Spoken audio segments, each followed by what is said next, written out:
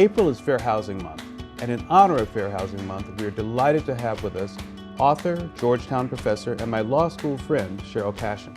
Professor Cashin's latest book is White Space, Black Hood: Opportunity Hoarding and Segregation in the Age of Inequality. One of the recurring themes of our series, Planning for a Diverse and Equitable Future, is the racial wealth inequality gap in America. Perhaps you could explain how your book helps shine light on that gap in the residential housing context, Sherryl. Well, for every dollar the average white person has in wealth, the average Black person has 8 cents. And the origin of that wealth gap, or one of the huge contributors to it, is that beginning in the 1930s, the federal government marked virtually every Black neighborhood in the country as hazardous and redlined those neighborhoods, saying we will not insure mortgages in these neighborhoods, but they rained down that kind of investment and other investments in majority white neighborhoods. Black people were cut out of the largest wealth building subsidy sponsored by the federal government, and that had repercussions down through the decades. And the very same neighborhoods that were redlined, to this day, a Fed study correlates that with present day disinvestment and segregation. So, the federal government taught all the institutional actors that affect housing markets and housing values to devalue Black-owned properties and avoid them. Wow.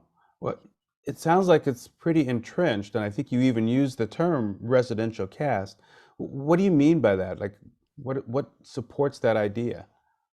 Right. So it's impossible to understand the persistence of racial and economic inequality in this country, I argue, without understanding the role of geography.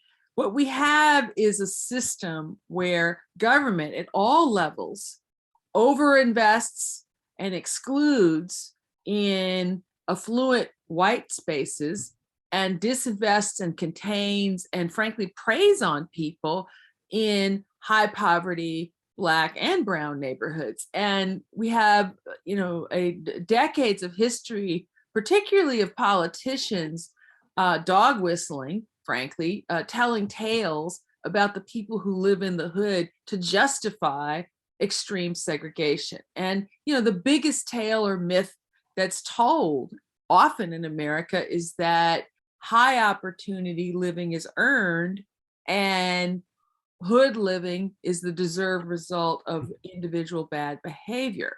And nothing could be further from the truth. That myth masks decades of intentional segregation and disinvestment in Black neighborhoods. And it masks all of the systems that are set against people, particularly in high poverty neighborhoods. That's so tough because, we all live with these myths. To some degree, they're sort of ingrained in us. I mean, what do we do to try to break free from those myths? Is there some remedies or strategies that you recommend in your book? Right. Well, the first thing I recommend is, if you don't mind, please read the book and understand the processes of residential caste. I argue that there are 3 main anti-Black processes that create and maintain this system. One is boundary maintenance, mainly through exclusionary zoning, which, investing in and retaining segregation. The second is opportunity hoarding. I show countless examples of governments overinvesting, particularly in infrastructure, in high opportunity places. And frankly, I forgot to mention this. All of the golden infrastructure and nice things that you see in high opportunity places is subsidized by the people who are excluded through their gas taxes, their sales taxes, income taxes, right? So that's opportunity hoarding. And then the third process of residential caste is stereotype-driven surveillance, facilitated heavily through segregation, right? You get in majority Black neighborhoods a type of policing that would not be tolerated in other neighborhoods. Black people live, frankly, in a police state. You also get a lot of citizens, civilians, I should say, policing Black bodies. The worst examples is the kind of vigilantism that ended up killing poor Ahmaud Arbery just for jogging in a majority white neighborhood, right? So what's the way forward? The beauty, once you understand these systemic processes, the way forward is clear. We need to do the opposite.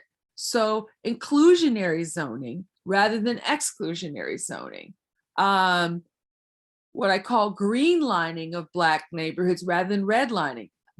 Historically defunded Black neighborhoods should receive priority in new investments, particularly for infrastructure. And then I cite studies where even in Black-led cities, when they actually look at the numbers in Baltimore, to their horror, they've discovered that they were spending 4 times as much for capital investments in majority white areas as in majority Black ones, right? So disrupting processes of opportunity hoarding and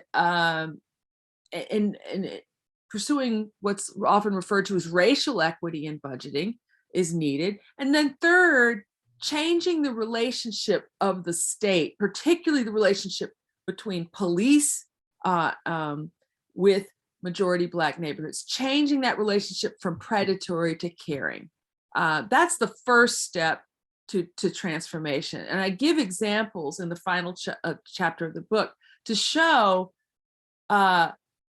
once you free yourself from some of this racial dogma and from this lens of seeing people as presumed thugs and instead apply a lens of presumed citizen, it frees you up to focus on evidence-based strategies that create much better outcomes for people and frankly will cost the taxpayer less.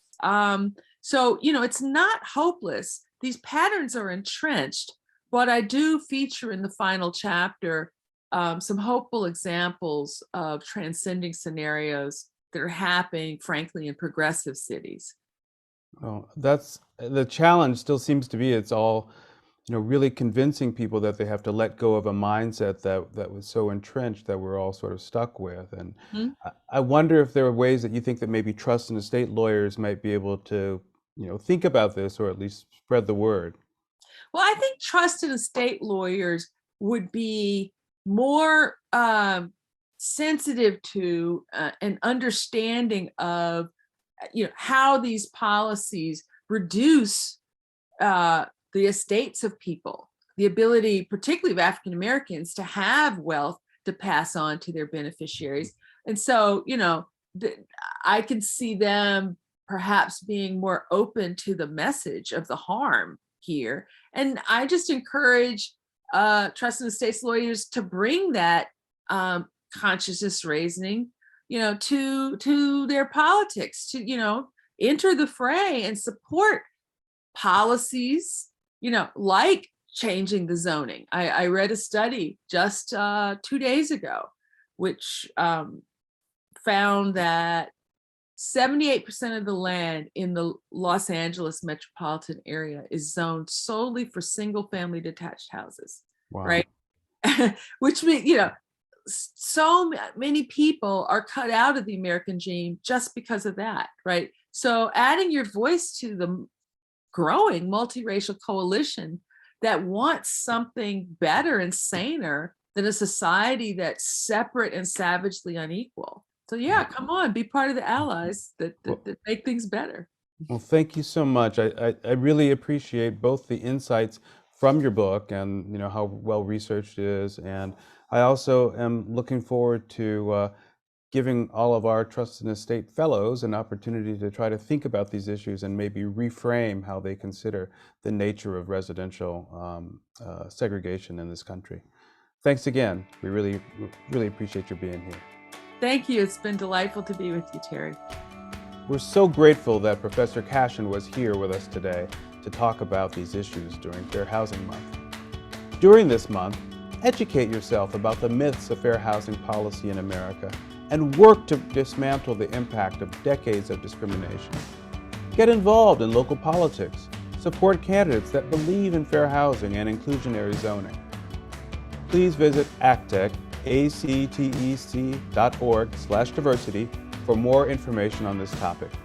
And make sure you subscribe to ACTEC's YouTube channel to be informed of new videos as they become available.